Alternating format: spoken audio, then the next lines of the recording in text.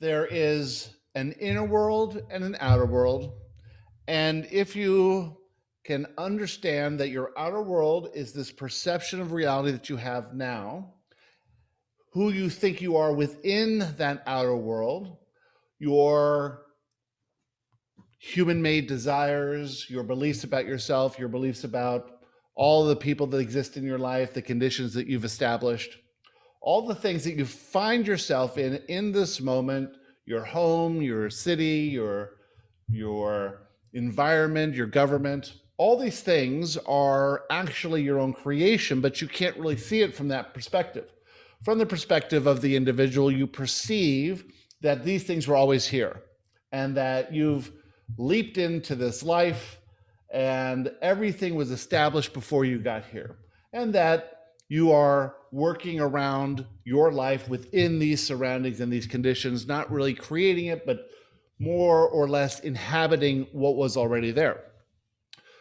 From your inner perspective, you know that you actually created everything that exists in your life. And from that limited perspective, it's hard to see how you created the house you live in, created the family, created the government, created the town, created the roads that take you here and there.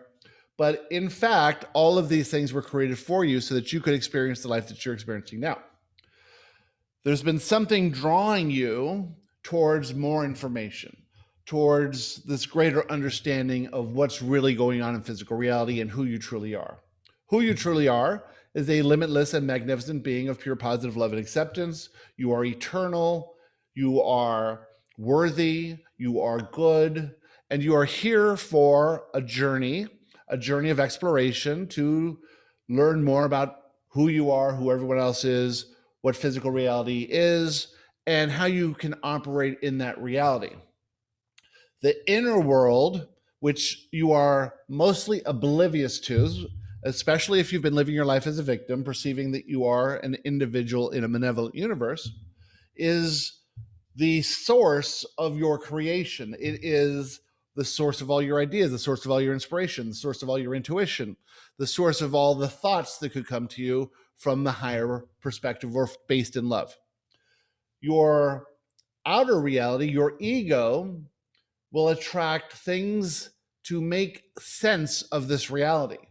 And so sometimes it makes sense to perceive yourself as limited, as not having control, because if you had control, you would create things differently from this limited perspective.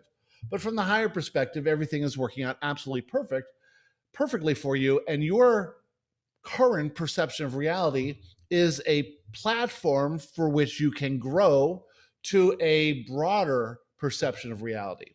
And as you incorporate the thoughts that are coming based in love from your inner self, your intuition, your inspiration, as you can incorporate your inner world into your outer world, you will become more effective, because this is nothing more than a platform of self discovery. And that's why you're here.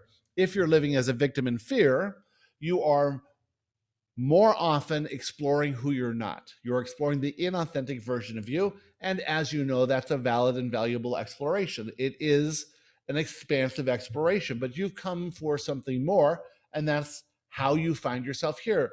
Somehow you received inspiration to pick up a book or to watch a video or to listen to a podcast or to meet a friend who introduced you to these and other teachings that explore more towards of physical reality. So imagine that you come in as the limitless being that you are. You come into the family that you chose. You come in at the time and place of your choice. You understand upon the day of your birth that you are a limitless being. And then you put together this perception of your reality. You grow as a child, you adopt limiting beliefs, you obey the rules that are set forth, and you try and cope with that reality as best you can. You have some ideas that are exciting, and you have some beliefs that are limiting. You move along this life trying to figure things out, trying to control as much as you can, trying to think about your future, trying to get what you think you lack. And in among that, your inner self is always calling you to your journey of self discovery.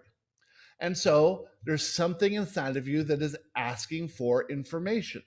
And you are willing to suspend disbelief to adopt or at least pay attention to ideas that have more information.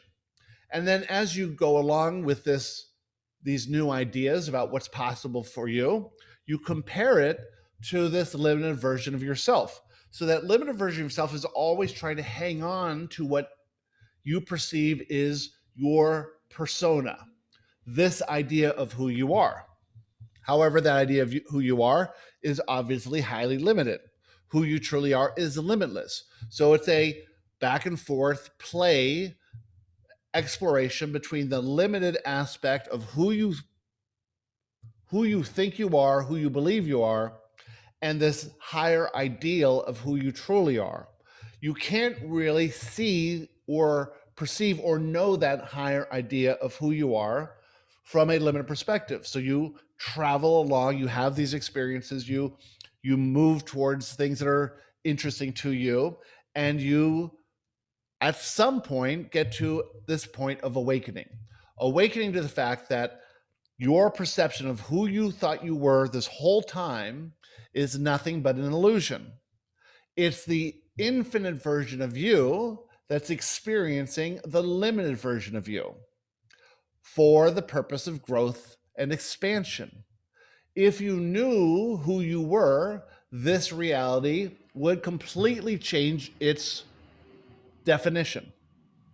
You would drop all the things you thought you wanted, and you would simply act in unison with your inner self in this reality to bring forth a new life for you, a completely new life.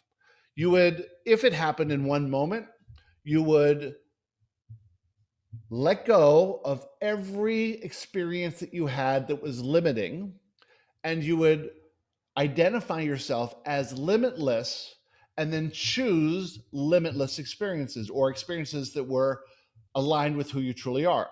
You would absolutely give up all the things you thought you needed, and you would allow in everything you truly wanted. And those true desires are based on the pre-birth intentions you set. You would operate as a limitless being. Any thoughts of limitation would be attached to limiting beliefs. You would be able to process those limiting beliefs quickly in the moment mentally, and then just go with the flow of whatever inspiration is coming to you once you've regained your alignment. Of course, this is where you're all at now at different stages.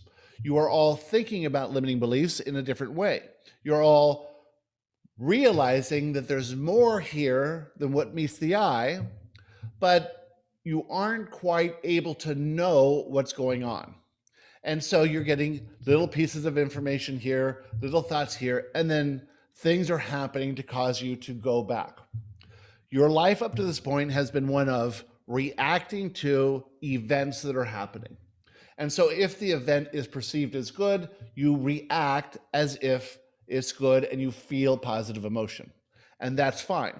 If it seems like it's bad or wrong, you react with judgment and you receive negative emotion.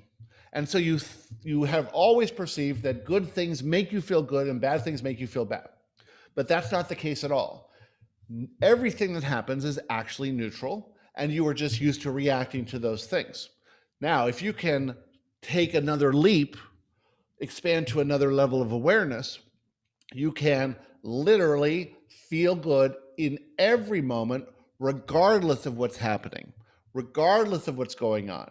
You can know for certain that the event has arrived to show you something. And that if you can look at the event, detach yourself from any meaning of the event, and simply state, in my relationship to this event, I am urged to feel or inspired to feel one way or the other. But the event itself has nothing to do with it. It's all within me. What is this baggage within me that's causing me to perceive it as wrong? What is the empowering beliefs in me that cause it to see it as right? Can I adjust those beliefs from limiting to empowering? Can I then detach myself from the event and simply add love into this reality? If you get into this process where you're adding love into your reality by relaxing, having fun, enjoying life, seeing all people as perfect as they are, seeing yourself as perfect as they are, seeing the conditions as perfect as they are, as expressing the ideas that come through you from thought, from your inner world, outward, out of you, as love to your outer reality will shift. Think of your reality as a balloon, and you're breathing into the balloon. When you are breathing love, you're breathing out from you into the balloon, and the balloon is expanding. When you are in fear, you're sucking air out of the balloon, and the balloon is collapsing. So if you have a fully inflated balloon, you are maintaining a stream of consciousness from love through you into your reality, and the balloon, your life, gets fuller and brighter and more beautiful. When you are in fear, you are sucking something out of your reality that you think you need. You are asking for your reality to show you something that you do not have, that you perceive you do not have now, and asking it to show it to you. But since everything emanates from within to your outer reality, then all you're ever doing is breathing love or expressing love into that reality, or expressing fear, sucking the fear out of the reality. This is a way of looking at your life.